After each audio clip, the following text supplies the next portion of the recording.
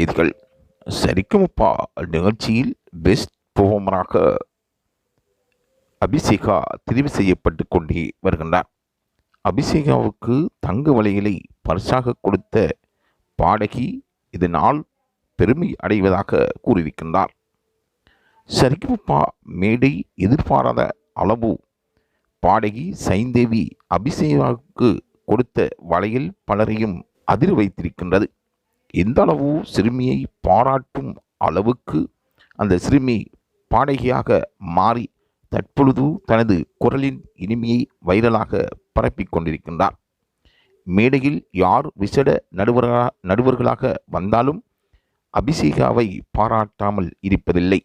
அந்த அளவுக்கு அவர் பாடி அசத்தி வருகின்றார். சரிகமபா மேடையில் பலரும் எதிர்பார்க்கும் அந்த டாப் டைட்டில் வின்னர் யார் என்பதுவே பலரின் ஆசையாகும். அது அபிஷேகாவா அல்லது வேறு யாருமா என்று பலரும் தங்கள் கருத்துக்களை இணையதளங்களின் ஊடாக வெளிக்கொணர்ந்து வருகின்றார்கள்.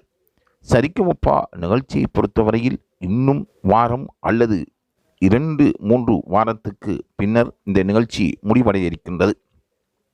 அதில் டைட்டில் வின்னராக யார் வரப்போகின்றார், டாப் வின்னராக யார் இருக்கப் போகின்றார் என்பதுவே பலரும் எதிர்பார்த்து ஒரு விடயமாகும். ஆகவே சரிகமபா நிகழ்ச்சியில் தொடர்ந்தும் ஒரு கதாநாயகியாக இருந்து வருபவர் அபிஷேகா என்று பலரும் கூறி வருகின்றார்கள். மேடையில் இருக்கின்றவர்களும் அபிஷேகாவின் ஆற்றலை கண்டு விரண்டு போயிருக்கின்றார்கள்.